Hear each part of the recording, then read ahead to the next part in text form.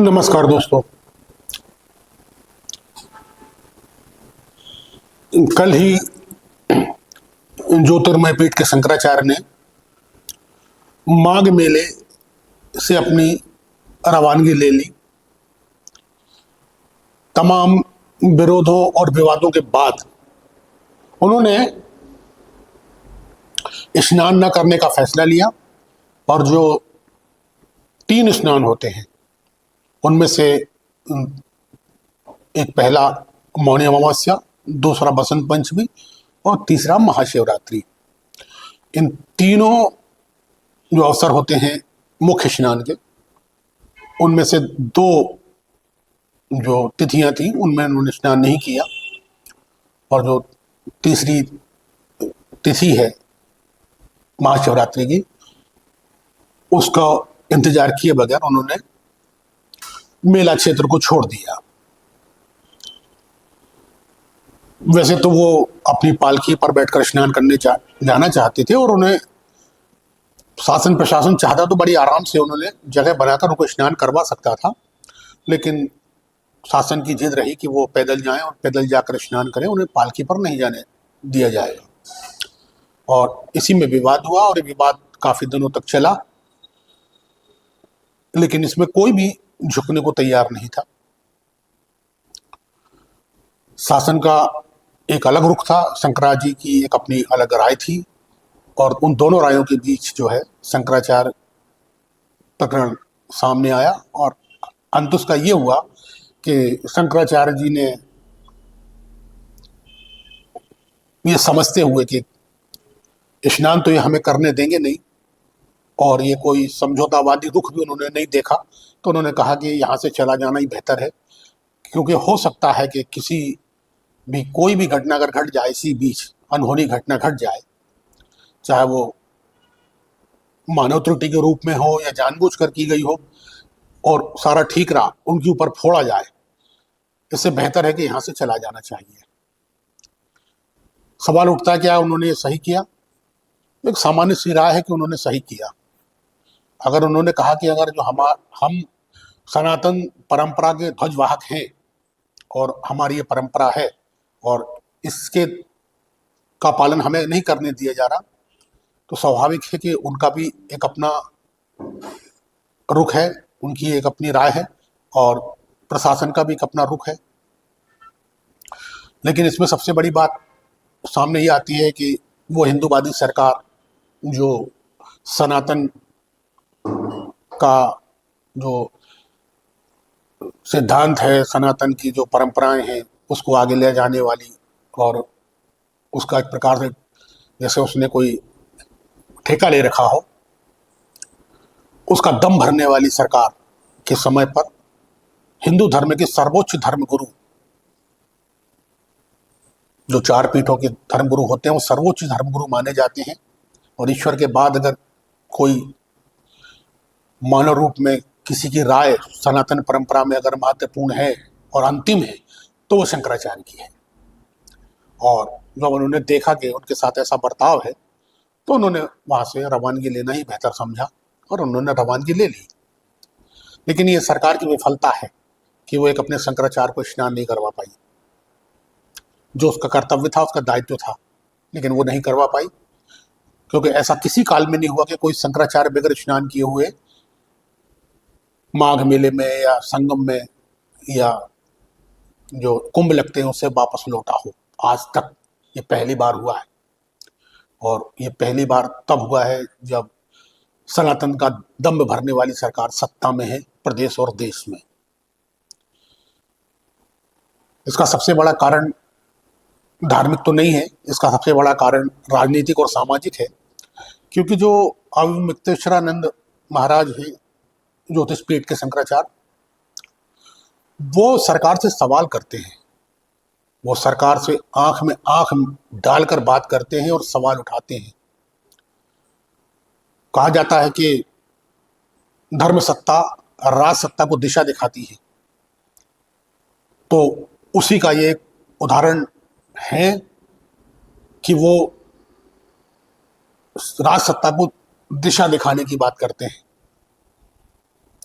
वरना आप वर्तमान में देखें तो जितने भी साधु संत हैं और जितने भी ज्ञानी हैं, उपदेशक हैं, आज तक मैंने किसी भी उपदेशक या साधु संत को सत्ता से सवाल करते नहीं देखा, और लगभग लगभग बहुमत में सभी को सत्ता की हाँ में हाँ मिलाते देखा है। और ऐसे समय पर जब कोई सर्वोच्च धर्मगुरु सत्ता से सवाल कर रहा है और वो भी आंख में आंख डालकर, तो ये बहुत अजीब सी बात भी है और अलग बात भी है।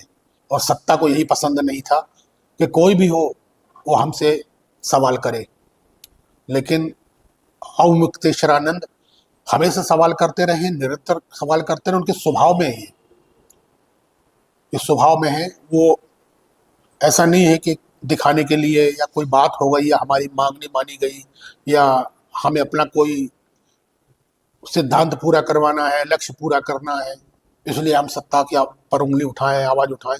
उनका ऐसा नहीं है। उनका सीधा मानना है कि जो भी राज सत्ता है उसे जो भी धर्म संगत बात है वो बताना हमारा काम है, और हम बताते रहें और आगे भी बताते रहेंगे, चाहे जो भी सत्ता हो। लेकिन वर्तमान में जो प्रदेश के मुखिया हैं योगी आदित्यनाथ, वो भी एक संत है, एक पीठ के पीठाधीश्वर है, गौरक्षा पीठ के। उन्होंने भी ठान लिया था कि किसी भी हालत में शंकराचार्य जी के सामने नहीं झुकना और उनको झुका के रखना है। लेकिन ऐसा हुआ नहीं, उनकी कोई युक्ति काम नहीं आई। और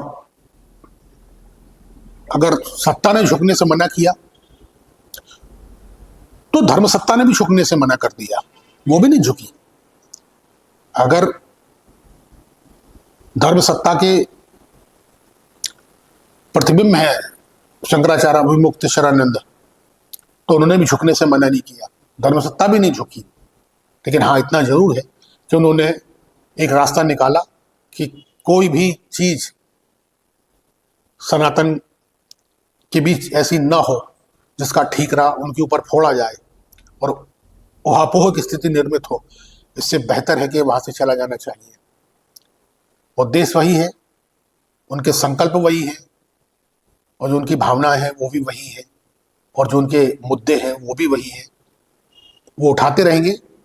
कोई कहे कि वो रुक जाएंगे, वो शांत हो जाएंगे, तो ऐसा उनके स्वभाव में नहीं है, वो उठाते रहेंगे।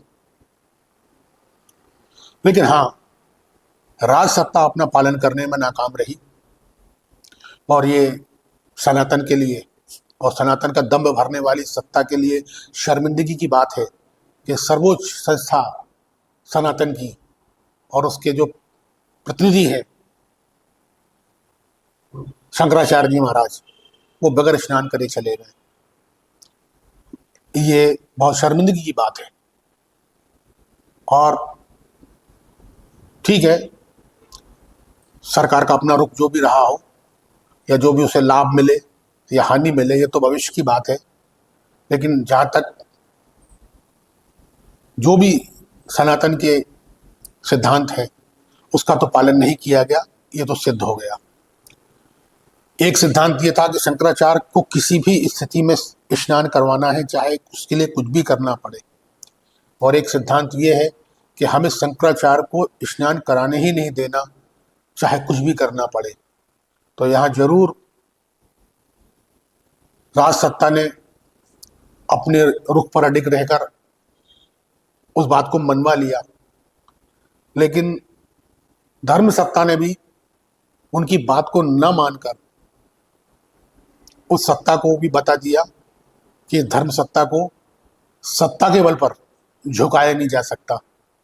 कितनी भी बड़ी सत्ता हो, वो धर्म सत्ता को कभी नहीं झुका सकती। हाँ, इतना जरूर है कि जो धर्म सत्ता है या सनातन सत्ता है, उसके लिए जरूर ये लज्जा की बात है, शर्मिंदगी की बात है। लेकिन राज सत्ता को समझना चाहिए कि किसी भी बात का दम्भ भर देने से और उसका आचरण किए बगैर आप अपने आप को उस धर्म का पैरोकार साबित नहीं कर सकते जो आज तक आप करते आए हैं। और ये आपकी पैरोकारी के लिए आने वाले दिनों में एक बहुत ही पिछड़ने वाला समय होगा, पिछड़ने वाला काल होगा, जहां आपकी पैरोकारी बहुत पीछे चली जाएगी। लेकिन जरूर थोड़ा समय लग सकता है, लेकिन इतना समय भी नहीं कि जिन्होंने ये चीज देखी है वो पिछड़ने वाले काल भी न देख पाए। इस प्रकार से कहा जा सकता है कि ये बगैर स्नान किए शंकराचार्य का जाना सनातन के लिए और धार्मिक सत्ता के लिए अच्छी बात नहीं हुई।